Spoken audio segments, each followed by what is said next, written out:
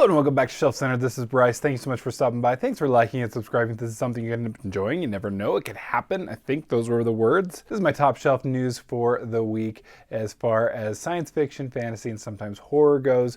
Focused mostly on books, but also media related to the same. So let's just jump right into it. All right, the books, as many people have stated, there's a lot of news this week. It's crazy, so much going on, so I love it. It's good news all around for the most part. So let's start with Malazan news. I couldn't help myself, and we got ourselves some Broken Binding books 1 through 3.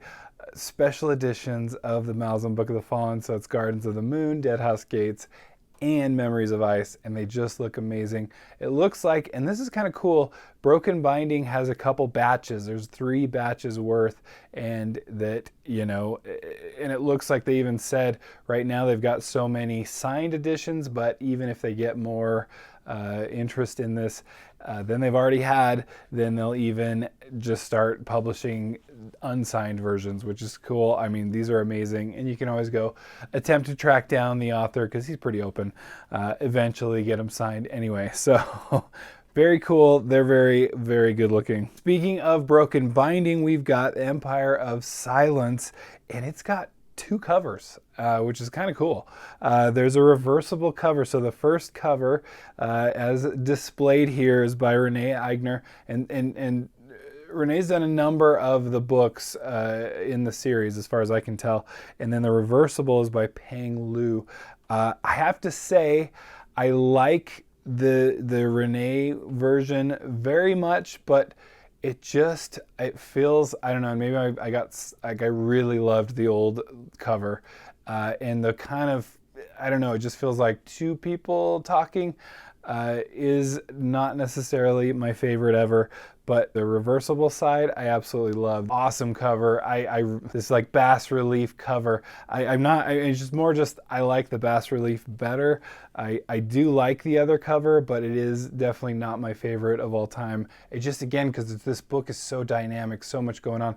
And I think the rest of the cover really has that. It's just that front part of it is just kind of like 2 people having a conversation, which I don't know, it's not quite as exciting as I guess I wanted it to be, but it still looks great. I mean, it looks great, it's done very well, and it's very fitting. Then in pretty big news, if you are a fan of John Scalzi, or Scalzi, I'm not sure how to pronounce it, but of Old Man's War fame, I absolutely love this series, it's so fun.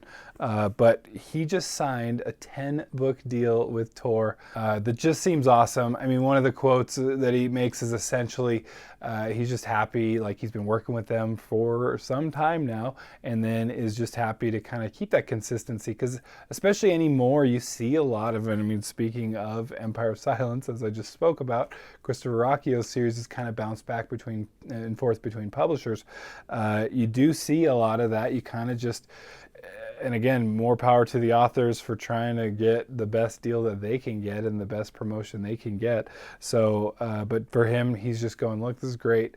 Stick with it. Apparently, according to the article, the first of that 10-book deal, we're looking at a 2029 publication date. So I'm wondering if, and this is where I should look into it better, and I tried to, because the articles that I read just about the deal itself, maybe I need to look at Scalzi, but I'm wondering if he's writing the whole thing and it's like a multiple series or some kind of thing, but he's writing some full, like, multiple books to be able to start publishing them that way. Hey, editing Bryce here, just wanted to be extra clear. Scalzi's actually already working on his 2015 contract still, and so he's got 6 more books left on that contract, which obviously will essentially take us until 2029, and that's how I kind of understand it. And so then that next 10-book contract will come into play. Holy cow, that's crazy, but good on him. Apparently, it's a 7-figure advance that we're looking at. So that's not necessarily all he makes, because you can earn out your advance as an author and still get your kind of rate per book sold and whatnot. And I'm sure Scalzi does that to have earned a 7-figure advance there, which is pretty cool.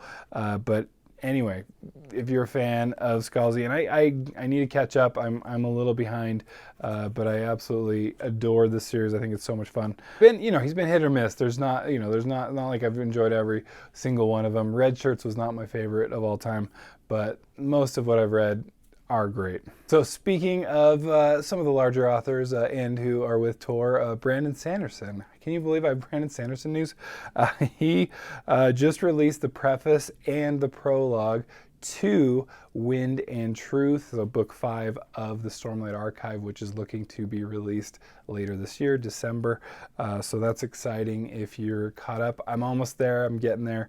I did finish Oathbringer. I'm on to Dawn Shard, and then I'll be reading Rhythm of War. That's the plan before we head into December, so I'll be all caught up and ready to go for finishing up this first arc of the Stormlight Archive, which I'm very excited for.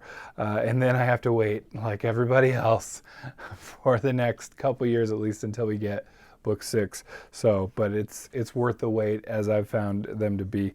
I just had a friend asking, where do you start? Or no, they asked, what's the best? Because not necessarily where to start. There's definitely different good places to start with Sanderson, but what's the best Sanderson? I do have to say it's Stormlight Archive. It's absolutely a blast. Speaking of Sanderson, he will be at FanX, which is the Salt Lake City, Utah Comic-Con. They can't say that. They lost a lawsuit to be able to say Comic-Con, so it's FanX, where if you're going to be there, I will be there with a group of friends of mine, so I'm excited. I have my ticket, or my tickets, I don't know, for the couple days. I've never been. I'm very excited, though. Really, in Sanderson, apparently, yeah, we'll be signing, so that's... I got to figure out what books I'm bringing. I probably shouldn't bring all of them in the world, but I got to bring a couple, right? I'm very excited for that. Anyway, let's see if my friends, I can get them on board. I think at least one of them will be. And we've got a number of covers that I wanted to talk about that just have been released recently. Just wanted to talk about them. First things first, the Blackfire Blade by James Logan, which is going to actually be the sequel to the Silverblood Promise. So it looks like that's got itself a cover, and man, are they killing it with these covers. I absolutely am loving them, and I think they're getting great treatment. I actually did look in the bookstore. I had mentioned that I couldn't get it in the bookstore before, but it was in our local Barnes & Noble, so that's very good news. But anyway, good, and congrats to James Logan. I think it's so cool. But the Blackfire Blade, that cover looks good. It's definitely got me, and 2 for 2 so far here. Then we got this one, really kind of blew me away. I just thought this is such a cool cover. I hadn't even heard of the series.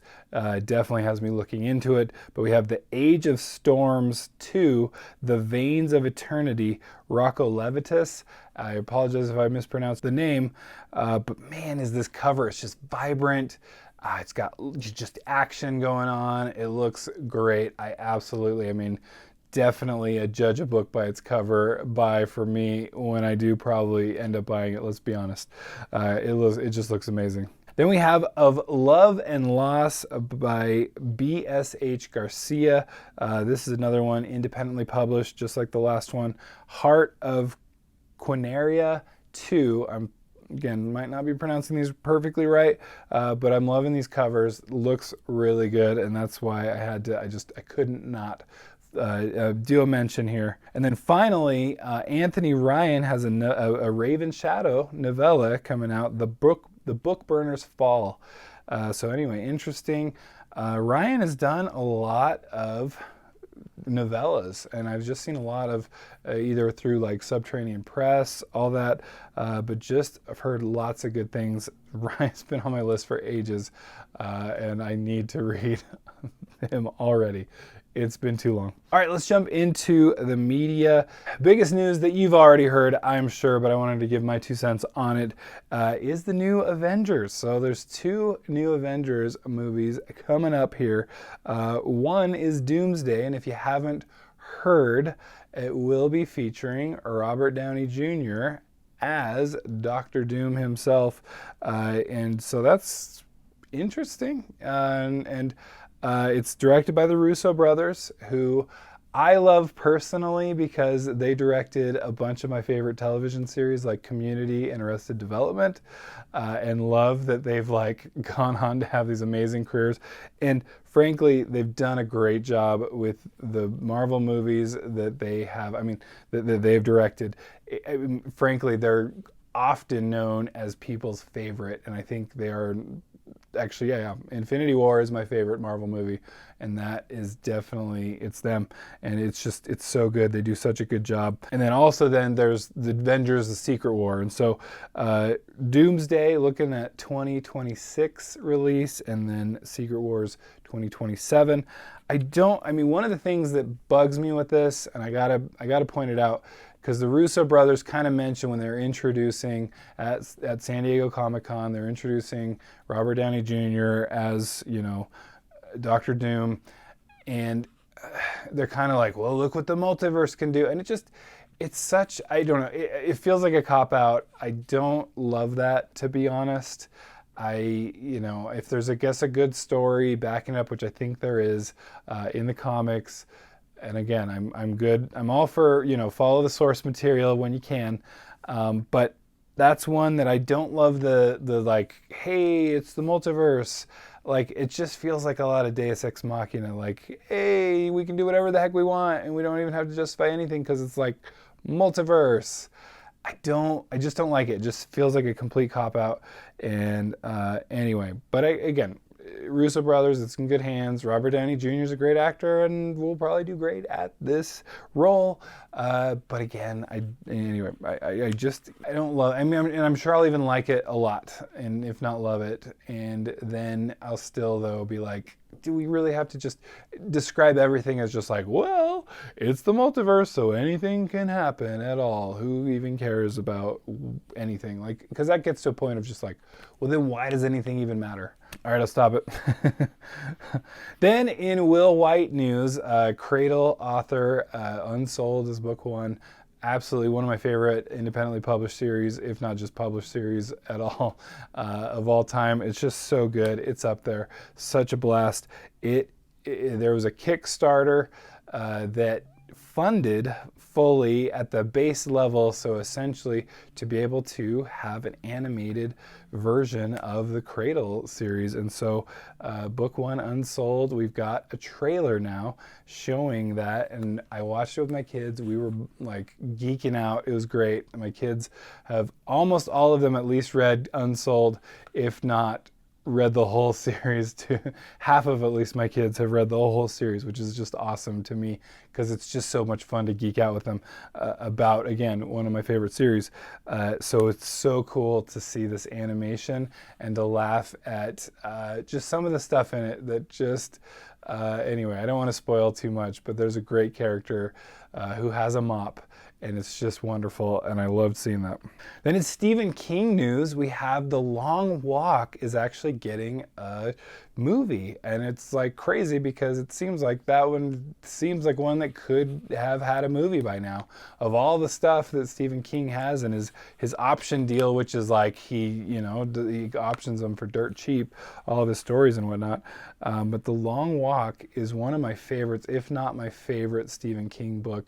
I think I call it my favorite non-Dark Tower Stephen King book. It's awesome. It's so good.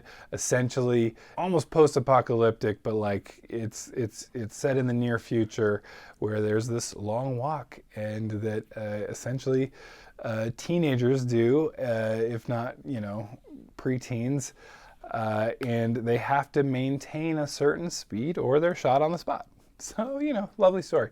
But it's so well done. It's really excellent and just compelling. And it's just this interesting storyline. It was first published by Richard Bachman, who is Stephen King's alter ego. And now they're just kind of published as Stephen King, of course.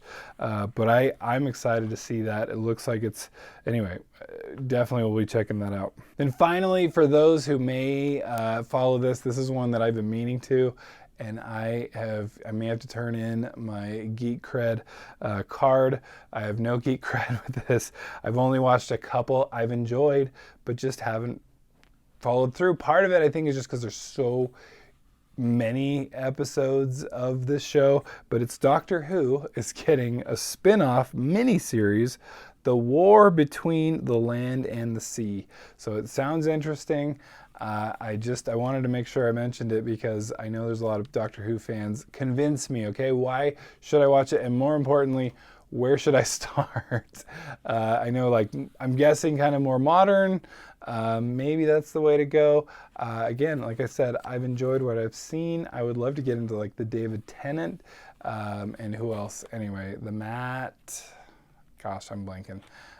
What's his face? And you know, again, I like those actors, but I don't know enough about where to start. And I think I even started just like the Doctor before Matt, whoever his name is, and I would be like, oh duh, of course, but I'm filming, so of course I can't remember it. Good news, I think, it sounds like, from the fans that I read.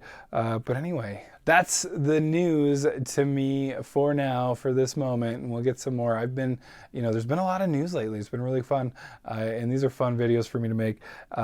Don't forget, there are going to be Kindle deals down below. I just find them.